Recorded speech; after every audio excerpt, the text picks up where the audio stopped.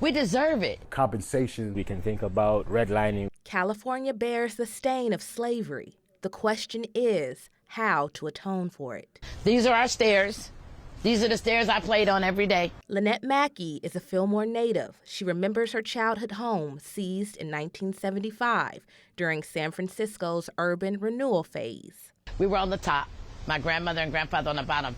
We came in and out through the back doors, so the doors were always open. Those doors forcibly shut after the city said the home was condemned, despite her grandfather's pleas to bring it up to code. That denial was simply racist, she says. He fought until his death. The city only paid $26,000 for the home and gave the displaced family a certificate of preference, a fancy way of saying you're evicted. I'm now living in subsidized housing. My grandfather and my mother always said, you'll always have a home. You'll always have a home. This was paid for. You'll always have a home.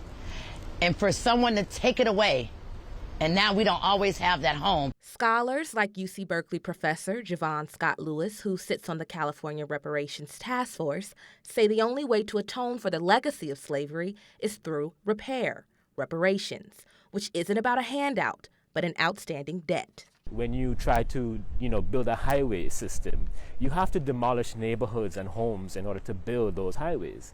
And what we found is that the majority of those homes were in African American communities. Lewis says Black homeowners, like Mackey's family, didn't get fair payouts on homes seized through eminent domain in the 60s and 70s. They, as a result, lost intergenerational wealth that property, and especially in a state like California, right, would have developed. Mackey hopes for reparations in her lifetime through investment funds that support Black home ownership. Where I'm able to actually purchase a home and have a home to leave for my kids. California's exploration of reparations hasn't borne any fruit yet, like cash payments. But the chair of the California Reparations Task Force says it gives Black residents control over their own futures. It restores the idea of self-determination for our community. Damian Posey, affectionately known around his Bayview neighborhood as Uncle Damien, agrees. I love my community with all of my heart. But living in that community was tough. Of course, we struggled.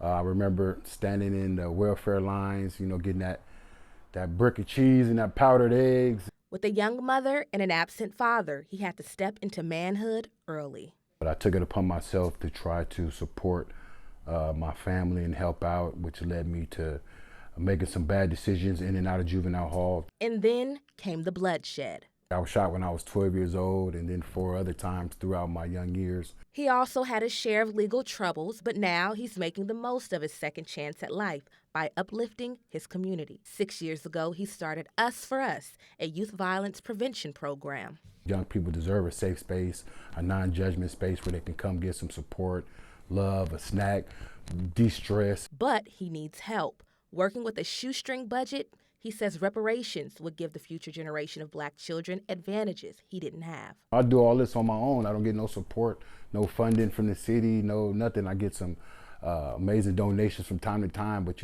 it's all on Uncle Damien. I'm Asia Selden with KTVU Fox 2 News.